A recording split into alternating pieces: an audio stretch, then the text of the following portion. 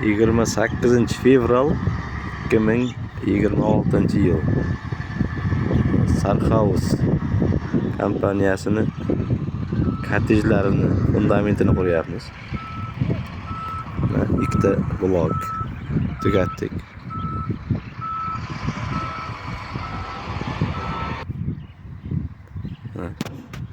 Uchinchisini boshlaganmiz.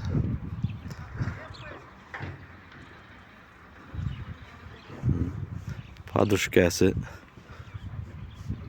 1 metrga 30 santimetr bo'lyapti. Mana juda sifatli qurilyapti. Bunday karkaslari bilan. Lintasi ustki qismi 40 santimetrga 50 bo'lyapti. Kimga shunaqa xizmatlar kerak bo'lsa aytaverasizlar.